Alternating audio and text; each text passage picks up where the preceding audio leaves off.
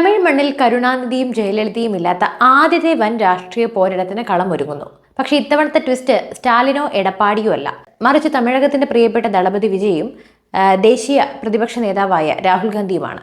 Vietnam സന്ദർശനം കഴിഞ്ഞ് മടങ്ങിയെത്തിയ രാഹുൽ ഗാന്ധി ഗൂഡല്ലൂരിലെ പൊങ്കൽ ആഘോഷങ്ങളിൽ നടത്തിയ ഒരു പ്രഖ്യാപനം തമിഴ്നാട് രാഷ്ട്രീയത്തിലെ കഴിഞ്ഞ 20 വർഷത്തെ സമവാക്യങ്ങളെ പാടെ തകർക്കാൻ പോവുകയാണ്. സ്റ്റാലിനെ ഞെട്ടിച്ചുകൊണ്ട് വിജയ്ക്ക് രാഹുൽ പരസ്യ പിന്തുണ നൽകിയത് എന്തിനു വേണ്ടിയാണ്?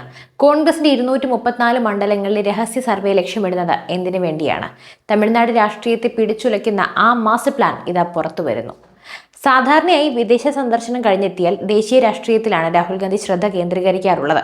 എന്നാൽ ഇത്തവണ വിയറ്റ്നാമിൽ നിന്നും മടങ്ങിയെത്തിയ ഉടനെ തന്നെ അദ്ദേഹം നീലഗിരിയിലെ ഗൂഡല്ലൂരിലേക്കാണ് പാഞ്ഞെത്തിയത്.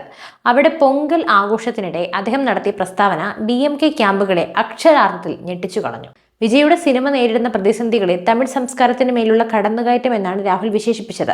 കേന്ദ്ര സർക്കാരിനെ വിമർശിക്കാൻ വിജയുടെ സിനിമയെ ഒരു ആയുധമാക്കിയതിലൂടെ തമിഴ് ജനതയുടെ വൈകാരികമായ വികാരത്തെ തന്റെ രാഷ്ട്രീയ അജണ്ടയിലേക്ക് രാഹുൽ കൂട്ടിച്ചേർത്തു. ഇത് കേവലം ഒരു സിനിമയോടുള്ള സ്നേഹമല്ല, മറിച്ച് ദളപതി വിജയ് എന്ന രാഷ്ട്രീയ കരുത്തിനെ കോൺഗ്രസ് എത്രത്തോളം ഗൗരവമായി കാണുന്നു എന്നതിന്റെ തെളിവാണ്. 2004 മുതൽ തമിഴ്നാട്ടിൽ കോൺഗ്രസ് എന്നത് DMKയ്ക്കുള്ള തണലിൽ വളരുന്ന ഒരു പാർട്ടിയാണ്. സാധാരണ ഒരു പാർട്ടി. സ്റ്റാലിൻ നൽകുന്ന സീറ്റുകളിൽ ജയിക്കുക എന്നതിലുപരി സ്വന്തമായൊരു അടിത്തറയുണ്ടാക്കാൻ കഴിഞ്ഞ 2 പതിറ്റാണ്ടായി കോൺഗ്രസിന് കഴിഞ്ഞിട്ടില്ല. കാമരാജ് ഭരണം തിരിച്ചു പിടിക്കണമെന്നത് കോൺഗ്രസ് അണികളുടെ കാലങ്ങളായിട്ടുള്ള ആഗ്രഹമാണ്. ഇവിടെയാണ് വിജയ് എന്ന ഘടകം പ്രസക്തമാകുന്നത്. വിജയുടെ തമിഴക വിക്ടറി ഘടകം പ്രധാനമായിട്ടും ലക്ഷ്യം വെക്കുന്നത് ദ്രാവിഡ പാർട്ടികളുടെ വോട്ട് ബാങ്കുകളാണ്. വിജയ്ക്കൊപ്പം ചേർന്നാൽ തമിഴ്നാട്ടിൽ നഷ്ടപ്പെട്ട പ്രതാപം തിരിച്ചു പിടിക്കാമെന്നും ഒരുപക്ഷെ മുഖ്യമന്ത്രി പദം പോലും ലക്ഷ്യം വെക്കാമെന്നും ഒക്കെ കോൺഗ്രസിലെ ഒരു വലിയ വിഭാഗം യുവ നേതാക്കൾ വിശ്വസിക്കുന്നുണ്ട്. DMKയുടെ ബിഗ് ബ്രദർ മനോഭാവത്തിൽ മടുത്ത കോൺഗ്രസ് അണികൾക്ക് രാഹുലിന്റെ ഈ നീക്കം വലിയ ആവേശമാണ് നൽകിയിരിക്കുന്നത്. രാഹുൽ ഗാന്ധിയുടെ ട്വീറ്റിനും പ്രസംഗത്തിനും പിന്നാലെ കോൺഗ്രസ് ഹൈക്കമാൻഡ് തമിഴ്നാട്ടിൽ 234 മണ്ഡലങ്ങളിലും ഒരു രഹസ്യ സർവേ ആരംഭിച്ചതായിട്ടാണ് പുറത്തുവരുന്ന റിപ്പോർട്ട്. ഈ സർവേയുടെ ലക്ഷ്യം വ്യക്തമാണ്.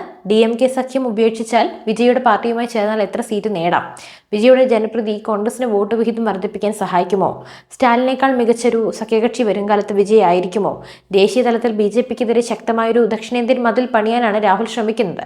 വിജയ് BJP വിരുദ്ധ ചേരിയിലേക്ക് പൂർണ്ണമായും എത്തിച്ചാൽ അത് വരാനിരിക്കുന്ന ലോക്സഭാ തെരഞ്ഞെടുപ്പിലും നിയമസഭാ തെരഞ്ഞെടുപ്പിലും പ്രതിപക്ഷത്തിന് വലിയ മേൽക്കൈ നൽകും. പുറമെ വിജയെ സ്വാഗതം ചെയ്യുന്നുണ്ടെങ്കിലും രാഹുൽ ഗാന്ധിയും വിജയും തമ്മിൽ ഉടലെടുക്കുന്ന ഈ ആത്മബന്ധം സ്റ്റാലിനെ കുറച്ചൊന്നുമല്ല ആശങ്കപ്പെടുത്തുന്നത്. കാരണം കോൺഗ്രസ് എന്ന സഖ്യകക്ഷി കൈവിട്ടു പോയാൽ അത് DMKയുടെ വോട്ട് വിഹിതത്തെ ബാധിക്കുമെന്നത് തീർച്ചയാണ്. കൂടാതെ വിജയ് എന്ന യുവതാരം DMKയുടെ വോട്ട് ബാങ്കിലേക്ക് കടന്നു കയറുന്നത് ദ്രാവിഡ രാഷ്ട്രീയത്തിന് നിലനിൽപ്പിനും ഒരു ഭീഷണിയായേക്കാം.